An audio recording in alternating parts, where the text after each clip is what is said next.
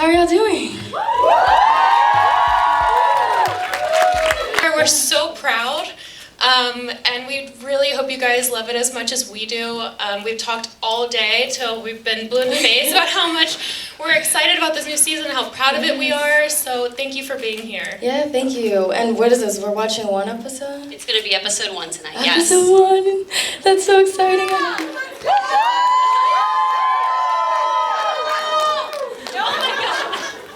So now 3 seasons in, how would you say that your relationship with the cast has evolved and developed like throughout the years filming? I think kind of to what you were just saying, is every time we come back to film, it does feel familiar. It feels like coming home. We not only know each other really well just because we've been through so much together, we also we know our crew really well.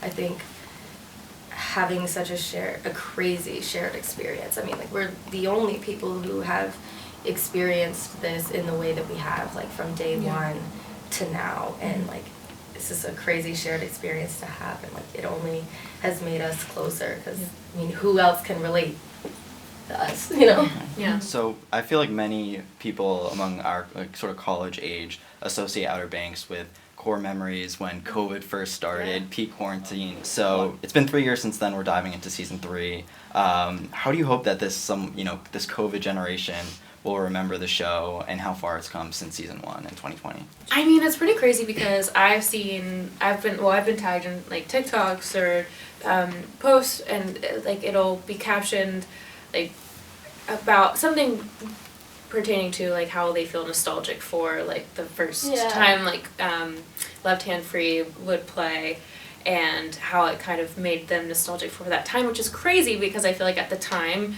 nobody wanted to feel nostalgic about it. We all wanted to be out of it. And Outer Banks is, like we were talking about this earlier, Outer Banks is ultimately like a mindset. Yeah. It's a feeling. And I don't know, I just hope that people are able to still look at it with the same kind of fondness. Yeah. It came out and we were all locked in our houses and we were all like getting through it at that time, and I think it's kind of special to have like not just like a margin of when our show came out, but like a whole period of history. So just as like viewers, do you guys have a favorite character besides your own, and like does that change in season 3 or has it changed throughout the seasons? I think Cleo's might be my favorite character, but also like personally, and being on like the inside of it and knowing like the people behind their character, it's gonna throw you off, but I will say Topper. Listen, and I'm like, listen, that's true. Stay with me. Topper, like knowing Austin and knowing how much of himself he brings to that character with simultaneously being nothing like that character is such a funny dynamic. I love Cleo. I think that dynamic was something we didn't know we needed. For sure. And also, I've got to say, consistently, even though it changes and it fluctuates consistently, I often feel like my favorite character is Pope. Which character do you think is like most like their cast that plays them, and then like the most different? That's I guess. Most. Maybe should we start with most different? Sure. Go. 3, 2, 1. 3, 2, 1. Rave. Rave. That's what I said. That's exactly what I said. Yes, we said the same thing at the same time. We did. That's yeah. I mean, like Rafe, obviously. I mean, like Drew's not like a murderer. Yeah. Mostly like. You don't hear it, but maybe JD. Yeah, JD might be JD. But I think like what we were saying, like one of those people who is simultaneously just like his character and also nothing like Pope. Yeah. I don't know. It's hard to explain. Hard to explain. My next question is for Madison. I wanted to know how you felt when Cleo joined the team, having another minority there, being a part of the main cast, coming, 2 seasons in. So how do you feel about that? I was excited. Not like, I understand what you mean by like we didn't know that that's what we needed as far as her character, but she's someone we knew we needed on the show, and somebody that I was very excited to have join the cast and increase our numbers and tell a different story. I felt like but like as human beings, Carlacia is amazing. She's the best. And she's so talented. Yeah. We're so lucky to have her on this show, and I hope people see her character this season and fall in love with Cleo even more. You know. So, Madison, your character, Kiara, I feel like is kind of the glue that holds the Pogues together in a lot of ways. How do you see that kind of shifting or evolving next season when her romance with JJ potentially develops?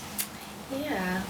As we are seeking out that chemistry and what that means, I think Kiara's in an interesting position this season, and I mean, with a little spoiler, I mean, we do eventually come back to the Outer Banks, and I think this season you see her, like, trying to balance her friend life with her home life, and maybe, like, a little less glue of the Pogues and a little more trying to figure out what she's doing and how to marry the relationship between her family.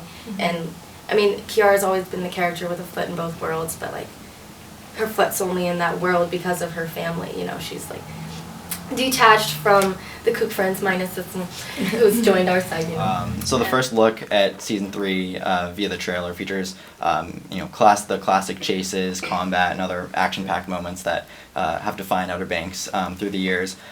So for each of you, what was the most thrilling, would you say, moment on set? There's a lot to say about this season. Like, it's full of insane stunts, but I think one we can maybe get into more. Is just the coastal venture. I was gonna say that. I Yeah. agree. It's broad, but like at the end of season 2, that ship that we were filming on was crazy, and it was a real ship, and we were really out on the ocean on that ship. Yes. And all that comes with that made that insane. I mean, just tight spaces of filming, and then just being on the top of this moving ship and seasick. And like we were really in the trenches together on that one. We were like we ate together. We slept on that boat in their kitchen. We had our pillows under the yes. lunch table. So Chase ended up like jumping in and saving my actual life. Him and JD, there was a point after like we had jumped ship where I was just in the water.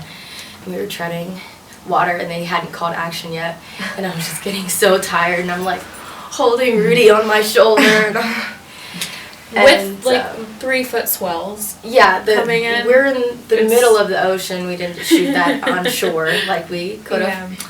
And and then I remember the boat pulled up where they're supposed to pick us up, and we're just like both drifting with the water. Like they're not getting any closer. We are not getting any closer, and Chase and JD just jumped in and literally pulled me onto the boat, and they were like, this is not gonna work. You know, you play characters who are younger than yourselves, and the audience is a little bit younger than yourselves maybe. What do you hope like people watching season 3 will take away from what your characters go through, or just like what it's like to, I guess, grow up on the Outer Banks or elsewhere? Sure. I hope the message people receive from Kiara is like, to always fight for what you want. When you're fighting to be seen, whether it be from your friends or your family, and you're being young and knowing who you are, it's a scary thing, and people are going to tell you don't know who you are. And I will tell you, if you relate to Kiara's character and knowing what she wants for herself, then I say fight for that always. And know thyself, you know, and fight for yourself. Know thyself. I think Sarah, I don't think that she realizes who she is yet, and she's, you know, kind of beginning this journey of self-realization and becoming self-aware and what she wants and learning how to speak up for that. And sometimes that's difficult.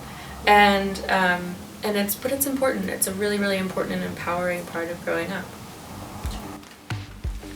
Thank you guys. Thank you so much.